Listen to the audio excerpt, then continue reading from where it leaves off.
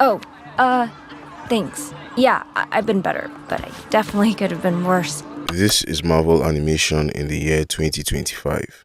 I can't believe it. In the vibrant world of superhero storytelling, Marvel and DC have been the big two, each boasting a rich tapestry of characters and narratives. However, when it comes to animation, there is a noticeable divide. Marvel animation, despite its iconic characters, often finds itself overshadowed by the depth and quality of DC's animated films. In this video, we'll talk about why Marvel animation consistently falls behind and why they are not ready to compete because they can't keep getting away with this. But before we dive in, don't forget to like and subscribe.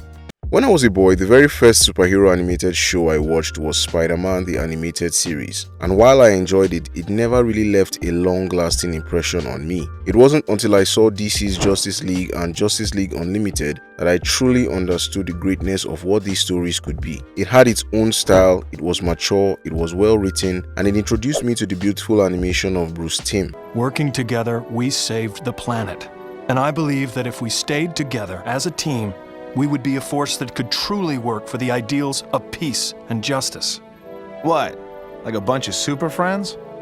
More like a Justice League. The foundation laid down by Batman the Animated Series and Superman the Animated Series set the tone for a beautiful animated universe. It even introduced me to a lot of DC characters that I had no idea about. On the other hand, Marvel's animated shows such as Spider-Man the Animated Series and X-Men the Animated Series laid a solid foundation in the 90s. In addition to other shows like Iron Man and Fantastic Four, these shows capture the essence of beloved characters. I don't know what kind of mind game this is, but I'm the real Spider-Man.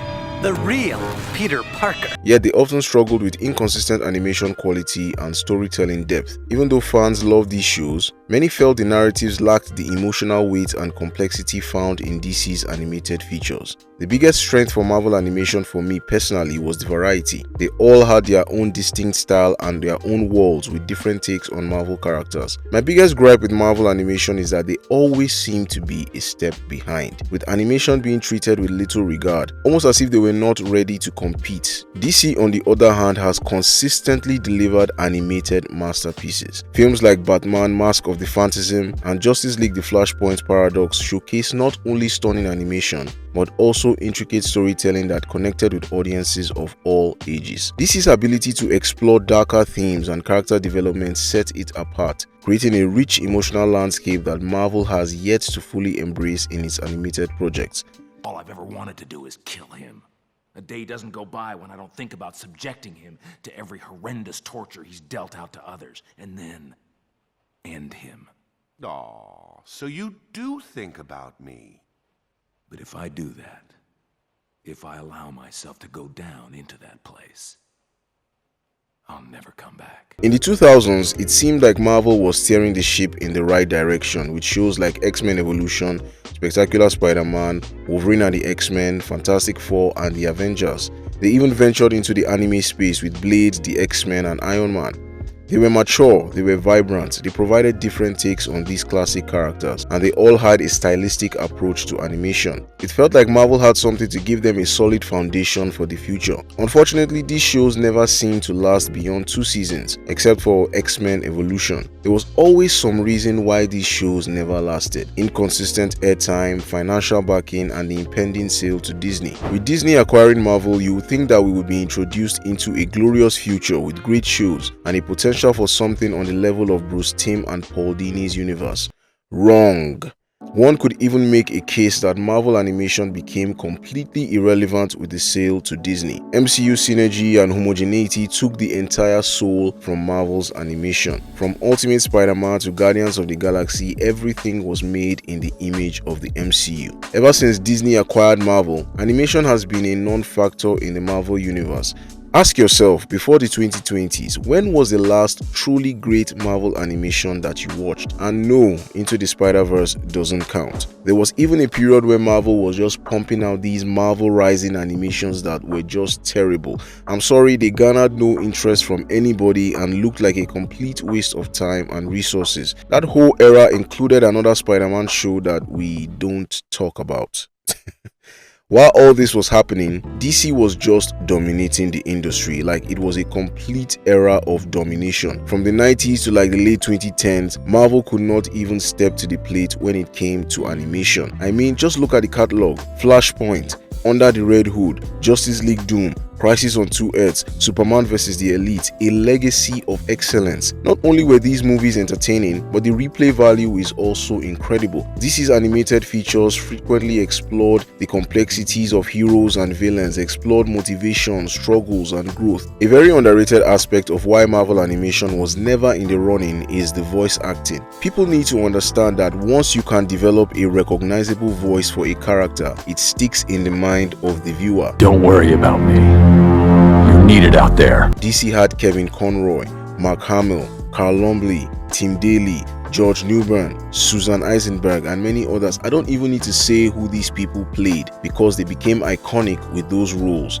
With a roster of talented voice actors, DC crafted memorable performances that elevated the storytelling. On the other hand, Marvel, even though they had the talent, often lacked the same level of iconic portrayals. I think only Steve Blum and Fred Tatasciore that could be on that level. I don't know.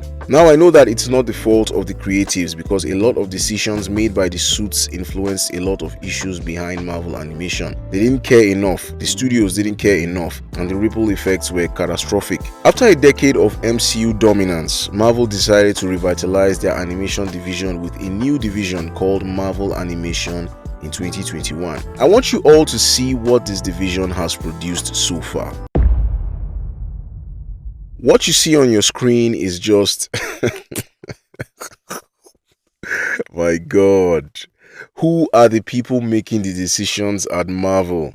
Kevin Feige and his goons cannot be serious. X-Men 97 is doing a lot of heavy lifting for that division. Now, don't get me wrong, X-Men 97 was great, phenomenal even. But if all you have to show for your animated division is a revival of a 32-year-old series, that does not speak well for that division. Don't even get me started on What If. I have a whole other video prepared for What If and the utter mess that show is. Now, I know some people will be like, it's only been 3 or 4 years, they can still right the ship. You are not wrong, but I want you to see the upcoming slate for Marvel animation.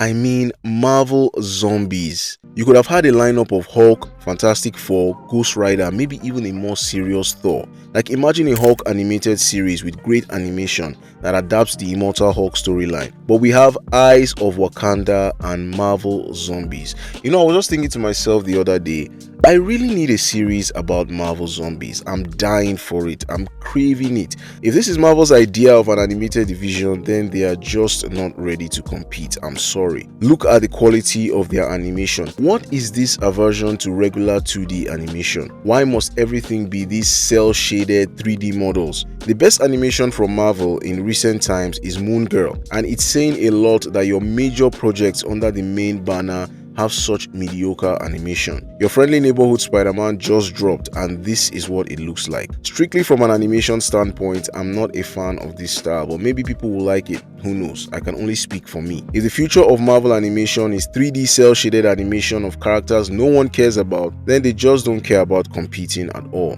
DC's animated shows have left an indelible mark on popular culture, influencing generations of fans and inspiring countless adaptations. Marvel animations often feel like footnotes in a larger narrative of superhero media. As the superhero genre continues to grow, fans are just waiting for when Marvel can rise to the same level as DC, when they can deliver stories that captivate and inspire across generations. Until then, we'll just have to make do with Marvel Zombies. I still can't believe it. Marvel Zombies, man. Oh my God. If you enjoyed this video, please like and subscribe. What do you think about Marvel animation? Let me know in the comments, and I'll see you in the next one. Peace.